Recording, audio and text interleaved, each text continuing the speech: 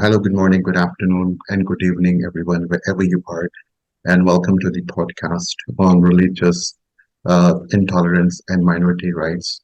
Today, it's a great honor for us to have, it's a privilege for us to be speaking with Dr. Fernand De Varennes, who is who just concluded his tenure as a rapporteur on UN special rapporteur on minority rights in November, I guess. So just recently, Dr. Fernand has been working as a former UN Special Rapporteur on Minority Issues. He has an extensive experience advocating for the rights of minority communities around the globe, and today we will be focusing on a pressing issue, as I described earlier, on religious intolerance, rising religious intolerance towards Muslims in India and Myanmar specifically. So quickly, without wasting your time, I would like to start off with our first question, drawing on your experience as UN Special Rapporteur on Minority Rights. What are the most concerning trends you observed in rising religious intolerance towards Muslim in India and Myanmar? Are there any notable commonalities or regional differences in the manifestations of intolerance? Thank you very much, Mr. Furqan, and thank you for having me on your podcast. I think what you are raising is an extremely important process, but it's also interesting because it's something that we can see happening in different parts of the world, but especially in, as you say, in the Southeast Asia, South Asia, and specifically on Myanmar and India. What they have in common is that what we're seeing is an instrumentalization of European nationalism and a politicization of, if you will, intolerance against certain minorities. History shows that this is often the case. Minorities are often scapegoated, blamed for various phenomena. And what has been happening in Myanmar and India is really certain politicians and elites using fear or describing others as a threat, and using this for political purposes to maintain or even to gain power in India and Myanmar. So it is something that is a phenomenon which we are unfortunately seeing going around the world, and increasingly so. And that we have to be clear, this is happening even to some degree in Europe, in some European countries, where you have politicians raising Islamophobia, the fear of Islam or the fear of Muslims for their own political gain. And this is really what we have seen in Myanmar for decades. What's happened in Myanmar is actually not recent. It's been building up for decades, since at least in the 1980s, but it's clearly much more recent in India and connected to the rise of the BJP party to government, as we all know, at the national level. So yes, there are commonalities where you have minorities scapegoated. In this particular case, a Muslim being blamed or targeted for vitriol, for hate, but also all of this is part of a growing nationalism, especially majoritarian nationalism, that like we're seeing in India and Myanmar. Okay, so you touched upon, you've given the example of religious nationalism that are taking place most part of India and Myanmar's against most part of India's Myanmar's Muslim, like especially the Rohingya Muslims. So thank you so much, sir, for your insight on that. The concept of national identity plays a key role in both countries. How do contrasting conceptions of national identity in India and Myanmar contribute to the challenges faced by Muslim minorities in each context? Yeah, it's a very important question because it touches on whether or not nationalism by itself is objectionable. And I would say that nationalism in and of itself is not objectionable as long as it's not exclusive, that it does not exclude others on the basis of their religion or ethnicity or even language. Nationalism can be tolerant, can be actually, in some situations, accepting of others. You can have, for example, a country, a state, which also has a majority religion, Some case it might even have a majority ethnicity, and is proud of its history and traditions. And at the same time, it still embraces and even celebrates the multicultural nature of the entire population of the country. Now, the problem in countries such as India and Myanmar is that you have, as I said earlier, you have political and even military elites, in some cases, who have adopted really an intolerant form of religious or ethnic nationalism. The nationalism of the majority, presenting others as existential threats and scapegoating those minorities in order to maintain their power.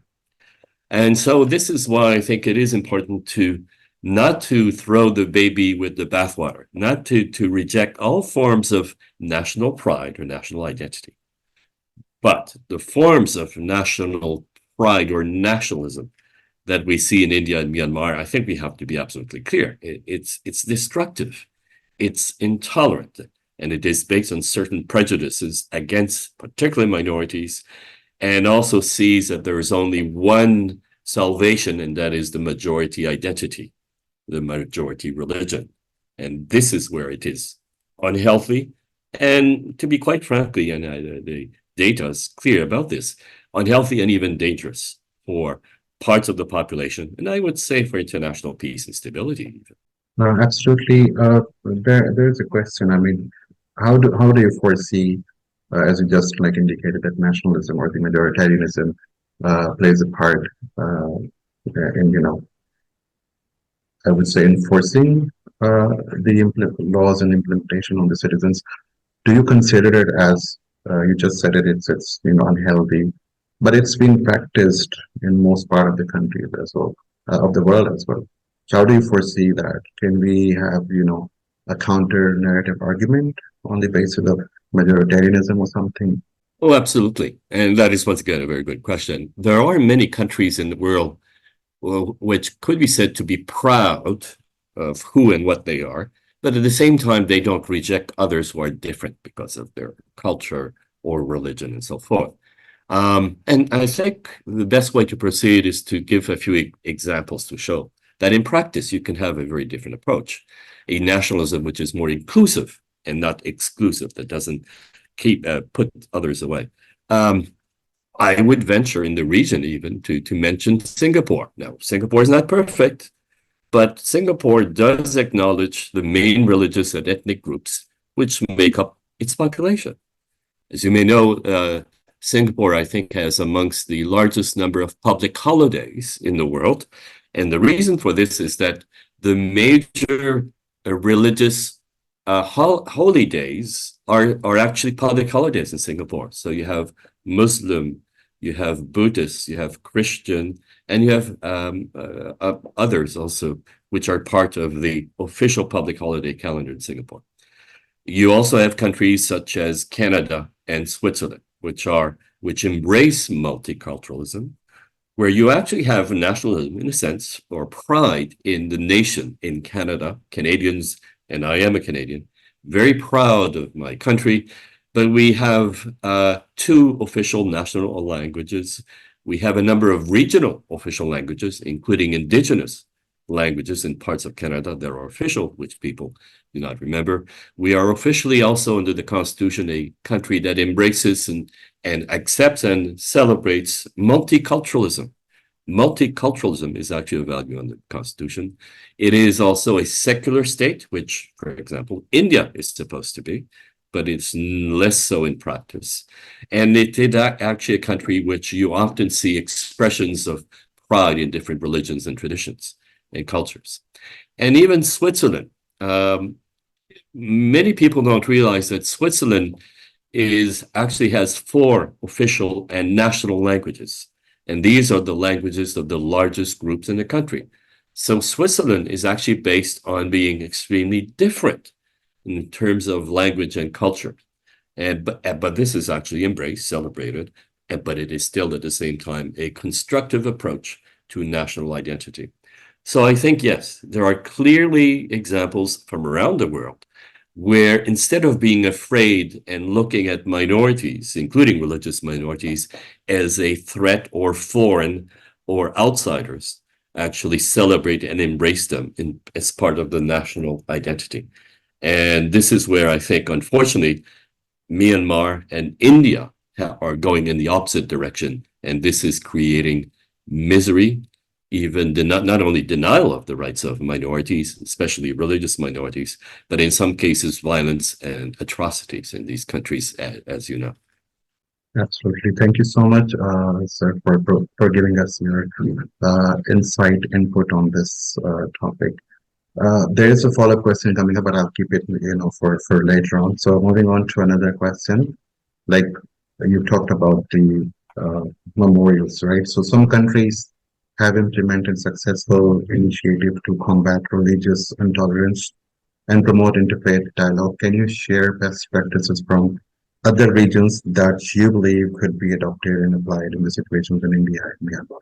Yeah, in a way, I also gave the examples of Singapore. You could actually, even in terms of official holidays, celebrate the main religious days of all of the major religious groups and make that part of state policy. And that, to me, is a much more fair, balanced way, especially if you have a country where you have a significant proportion of the population that belongs to different religions. So that is a good practice, I think, in terms of religious diversity in the case of example. Or you could be a secular state. So a state that actually has no official religion and does not privilege any religion should also be really an option, a good practice that is put into place. Now, I want to actually emphasize, in theory, India is supposed to be a secular state.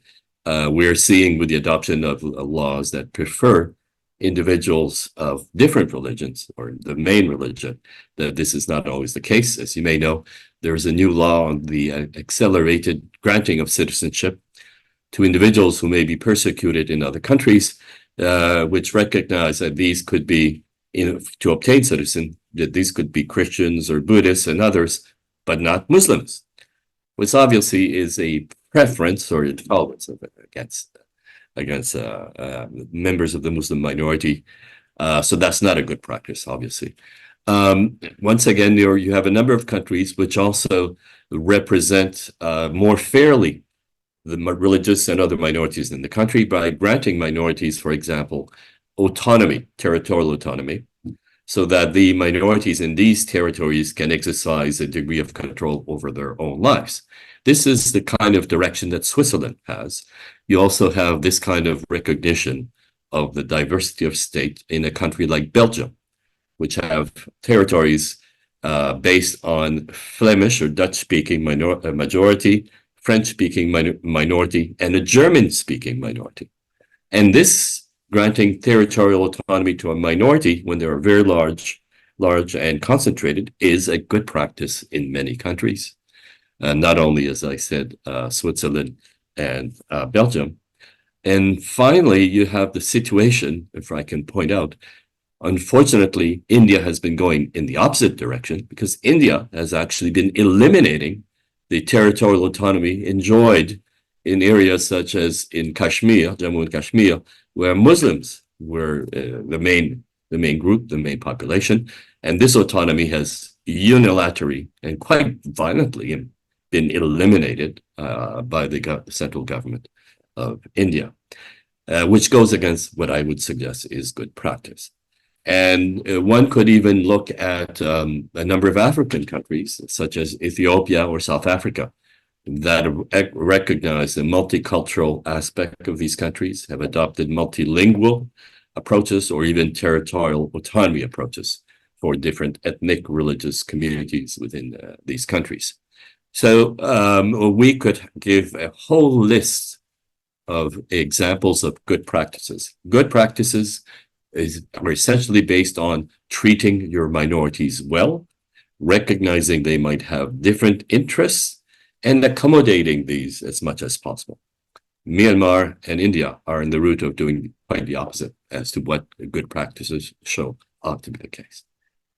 So yeah, do you also consider Spain as an example of those countries who are adopting or which are adopting these adaptability towards their minorities, especially the Muslim minority regions I think Spain can do a lot better, and in recent years, perhaps there has been some sliding backwards in a number of areas. So I am familiar with the situation of traditional minorities such as the Catalans and the Basque in Spain, where in fact there has been a fair degree of accommodation of their linguistic differences and also granting political rights on a territorial basis. Recent years, there's been some problems, but by and large, that is a possible good practice. But in terms of the Muslim minorities, particularly on the African territories of Spain, which it still has, as you know, there are still some issues that need to be that are problematic, to put it like that. Thank you so much. So quickly moving on to another question. You described the role of states in terms of India and Myanmar. So the role of state institution in protecting rights is often debated. In your opinion, what specific actions can the governments of India and Myanmar take to ensure equal treatment and protection for their Muslim population? Yeah, I really, it has to be made clear that India and Myanmar both have international human rights protection. And international human rights protection includes the protection of the basic rights of minorities. And I must say, if you do not do that, and quite clearly, currently, there are serious allegations of massive breaches of the rights of Muslim minorities in India and Myanmar, in a way, you are denying the rule of law, in the sense that you are refusing to respect what is international human rights law. And whenever this happens to minorities, you're running the risks of massive atrocities because the others, religious and other minorities, are seen or portrayed as less deserving and in a way less human. And that can lead to tensions, instability, and violence.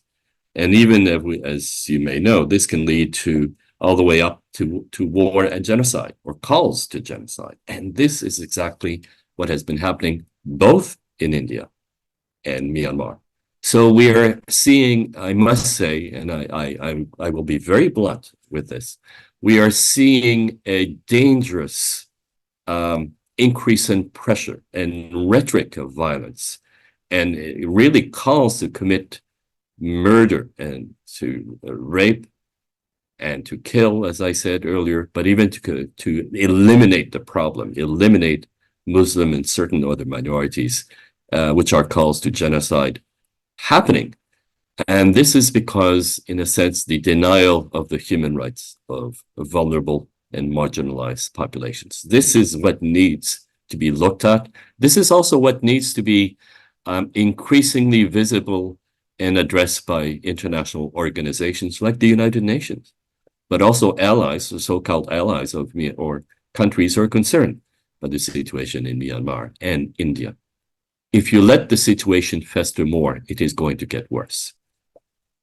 Worse in terms of the atrocities committed, worse in terms of the risks of more violence and even war, risk, of course, of humanitarian crisis and atrocities, but also risks to all of the international human rights architecture and the whole multilateral system, which is premised on states and governments actually respecting international law.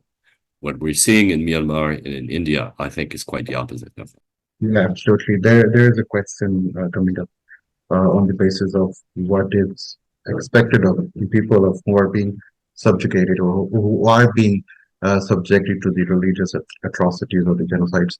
Do you consider it as something?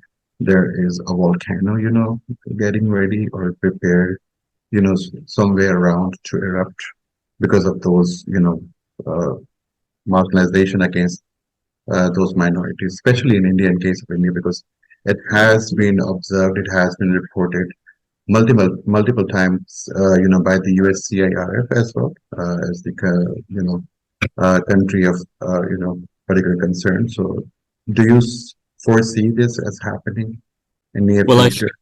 Yes, I think there is increasing pressure, but there needs to be a lot more. As I said, much more attention and focus directed specifically at India and even more on Myanmar. It's happening, and there are other factors, other situations emerging in Myanmar that I hope will eventually lead to changes, significant changes in Myanmar. But in India, as you've just said, the USC or IF has for some time asked for India to be on the list of countries of deep concern, I think is the expression, which basically says that that India is absolutely not respecting fundamental religious freedoms and should be, in fact, pointed, shamed, and even in some ways penalized for that kind of conduct. And that's only a small number of countries that the U.S. This Commission on Religious Freedom, International Commission on Religious Freedom in the U.S. actually gives this kind of ranking. It's very unfortunate and disappointing that the administration of U.S. President Biden is not been willing to accept this recommendation yet. Yes, India is a strategic partner of the United States. We all know why. We all understand, I think, why this is a kind of difficult balance or even dance for the U.S. administration, but it is absolutely necessary to take very strong steps to show not only concern and disappointment, but also complete disagreement with the policies of India, which clearly involve massive violations of human rights in relation to especially Muslim minority, but not only Muslims. There are also Christian minorities, Buddhists minorities, and others who also are not having a very good time in the current extreme national Hinduist nationalism. So all of that to say that there has, in my opinion, at least two things need to happen. First, that all international human rights organizations and international organizations concerned with human rights must focus their attention and raise and highlight what is happening in India and Myanmar much more than they're doing.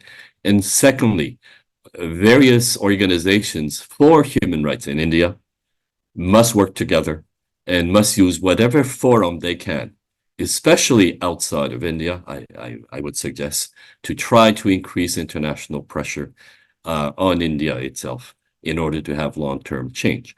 India is still a democracy, not a perfect one, clearly, but because it is still a democracy, it is important for international organizations to use whatever pressure they can, but also those inside India to try to make known what is happening in that country more and more. Freedom of the press is under, as we all know, I think there are many reports that confirm this, freedom of the press is under great pressure inside India. I think it's for the rest of the world to help those who cannot really help themselves within the country. But Indians must also use whatever mechanisms and forms they can to make known what is happening.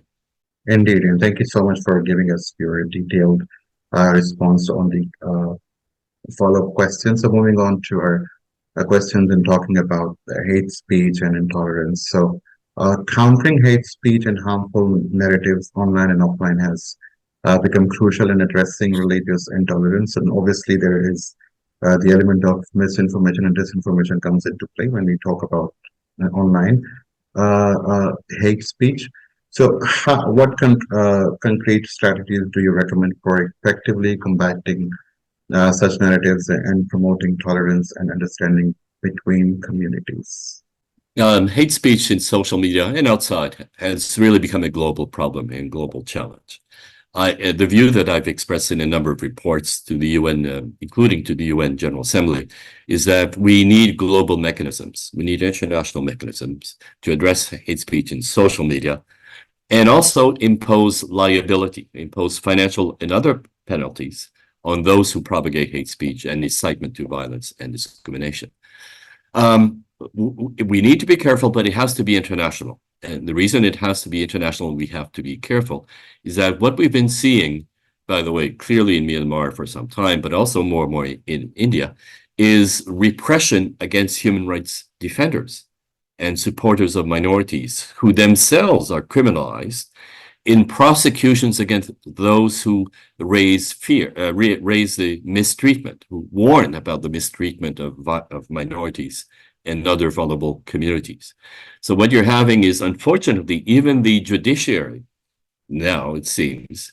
And the police and other forces are trying to suppress voices of dissent, voices that try to protect the rights of the most vulnerable.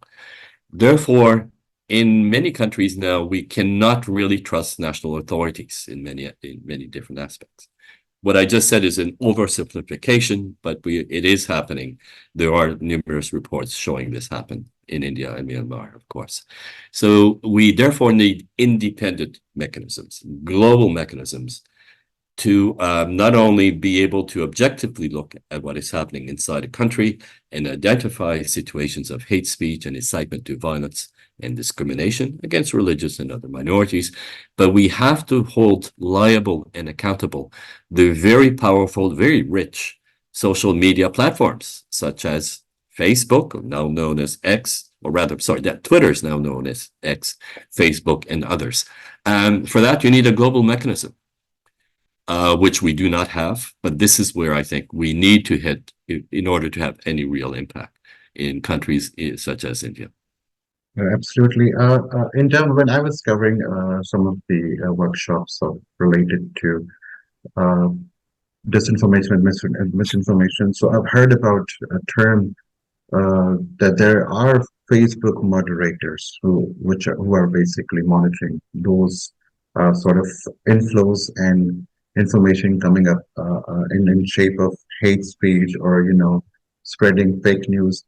So Twitter, in sometimes or for now known as X, has basically you know lagged behind in terms of keeping an eye on that. So yeah, you said it right that there is a requirement of global mechanism that needs to be changed.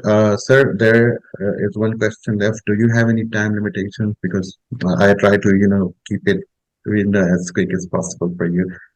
So Thank you very much. No, I'm good for a while, and this is extremely important. Thank you. okay. So yeah, I was trying to indicate this question there because we've been through pandemic and all that stuff.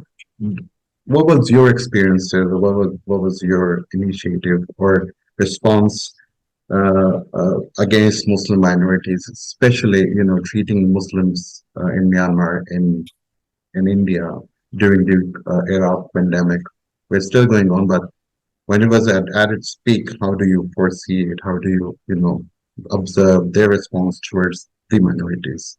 Yeah, I must say, I think it's important to understand that unfortunately, in a few countries, not all of them, but in a few countries during the COVID pandemic, what happened was you had a little bit of, again, the phenomenon of scapegoating minorities or some minorities, to blaming minorities for the spread of the virus, the COVID, as a matter of fact. And we saw this happening in countries such as Myanmar, to some extent India, Sri Lanka, the same thing happened to some degree also. I'd like to point out that that phenomenon is not limited to Muslim minority. We had something similar in parts of Europe, where the Roma are known as gypsies, were also blamed in some countries for this occurring. This is a form of ignorance and misinformation that really has to be addressed. It's also a form of disguised hate speech, where you use misinformation to direct blame, point the finger and blame certain groups. What needs to be done, obviously, is to make sure there are effective tools to try to redress misinformation. But as I said, we also need mechanisms to punish the platforms themselves for not doing enough for controlling this, for stopping this, when it clearly can amount to not only hate speech, but even incitement to violence in some cases. So we saw that in times of crisis, some of these even very large social media platforms did not live up to expectations. They were extremely slow in their responses, even though there are some platform companies, some social media, or some companies that actually, some organizations that work to fight against social media, hate speech in social media. And many of them warned Facebook and as it was known then, Twitter, about this occurring. But unless these platforms invest a huge amount of resources to have enough moderators who are fluent in all the languages spoken in different parts of the world, this simply will not happen. And what has been very clear, and the situation in Myanmar is a clear example, but also in Sri Lanka, I know of, Facebook simply did not respond in time to extremely dangerous situations and a lot of scapegoating of minorities during the pandemic. And just to add to what the example you mentioned earlier, you mentioned that Twitter, now known as X, is had what are called content moderators to try to control the situations. And these platforms often send or give information of data that says they've responded to 96% of all the claims of hate speech and so forth. What they don't tell you is, in fact, they don't. The 96% is very misleading, because even 4%, we are talking millions and millions of messages. The 96% sometimes actually deals with messages that do not contain any hate speech, but messages from minorities who warn that there are dangers. So, and what has happened also with Twitter, now known as X, is that it's cut most of the budget for its moderators. When Twitter was purchased by Mr. Elon Musk, there was a huge cut in the staff at Twitter, now known as X, and including, I think, almost all of the human rights staff or moderators looking at making sure human rights were actually well reflected in Twitter, now known as X. So we can see the weaknesses and, in fact, the failures of social media operators addressing these crises, including during the time of the pandemic, and the changes that we have seen since then are absolutely insufficient. We need much more mechanisms, including global mechanisms with teeth. In Europe, I think it's the Council of the European Union that has adopted a kind of agency to try to control a bit more social media. We'll have to see how that works. It's still relatively new, but I have no doubt that at the international level, we want to go into this direction, because globally, well, the threats that we've seen of incitement to violence, hate speech, this has been increasing exponentially. This has exploded, but the efforts to control it are just dragging on and on. So we have to be serious and honest and practical, and this is the direction we need to go, as in fact proved by the pandemic, frankly. Thank you so much. Just a last note on this, disinformation, misinformation. There is a barrage of, trolls and bots, were available or are still available in Twitter, now known as X. So there is a lot required for people who are, tackling disinformation and misinformation related to these, issues. So moving on to our last question, grassroots movements and civil society organizations have played a vital role in advocating for minority rights and challenging the discrimination. Can you please share some examples of successful initiatives in India and Myanmar that empower local communities and build interfaith bridges? Thank you. Well, I know that there are some interfaith groups that have been holding meetings in Myanmar and India to try, as you say, build bridges, interfaith bridges. I know, for example, of one initiative where you have a few Buddhist monks, and Buddhist monks, unfortunately, have actually been amongst the most vocal and even violent supporters of extreme Burmese nationalism in Myanmar. But despite this, there have been Buddhist monks who have conducted interfaith meetings in Myanmar to put forward a message of, let's call it, acceptance and harmony towards Muslim minorities in that country. So I think that kind of initiative is rare, but it is important, and it has to be supported. The United Nations has been also supporting a number of initiatives here. And one of them, I'll mention it because I think there's a great deal of potential with this. It's called the Faith for Rights Initiative. And you can Google Faith for, in the Roman character, not Roman, the Arabic character, for, the number, rights, all in one word. And you'll find, for example, what is a well-developed training in terms of interfaith meetings and activities that is supported by this initiative at the United Nations. And I think they have been holding, they have activities in both India and Myanmar in this regard. However, oh, and I would add, what is rather ironic is that India actually has a long tradition of communal and religious harmony, a very long tradition. And therefore, there is a lot on which can be built up on, really, because of this long-standing tradition in India. Of course, it's not perfect. We all know that. But there's a lot there that is positive, that have to be sometimes perhaps remembered and worked upon. But the one thing, it's not a criticism, but I think we also need to be realistic. A lot of these initiatives are just drops in an ocean of extreme and violent nationalism. And violent nationalism that is supported more or less directly and openly by governments. And so I think we have to address this. It's important that at the grassroots more be done and supported, in fact, as much as possible. But we need to actually also realize that the government is not an ally, that things also have to be changed at the government level, either democratically or even through international pressure, if democratically is not possible.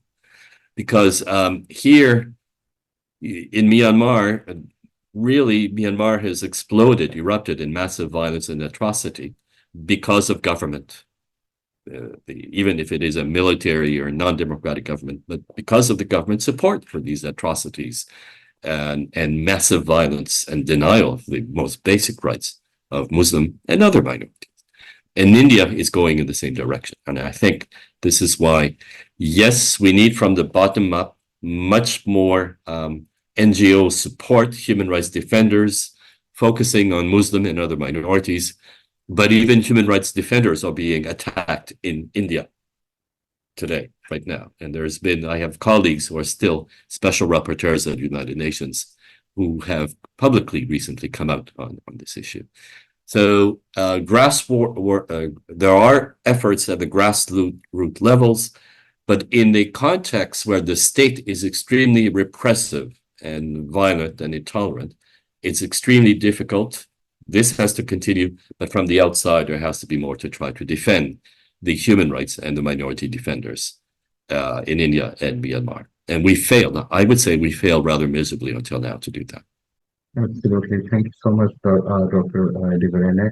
Your insights have been invaluable. Thank you so much for sharing your expertise and offering hope, giving the examples that you provided us for positive change. And we encourage our listeners to learn more about these issues and engage in constructive dialogue in their own communities. Any message would you like to give to our audience or listeners? Yes. At one point, the world that we live in may seem to be very dark, in fact, and depressing and dangerous. And it is. I think the world today is actually much more violent and repressive world than it's been for many, many decades. But it is, I think it's an expression in English, it is in the darkest moment that we have to focus on the light. And to focus on the light, we have to focus on the human rights mechanisms and the other approaches to try to develop societies that are more respectful. We do have tools, we do have institutions that are there.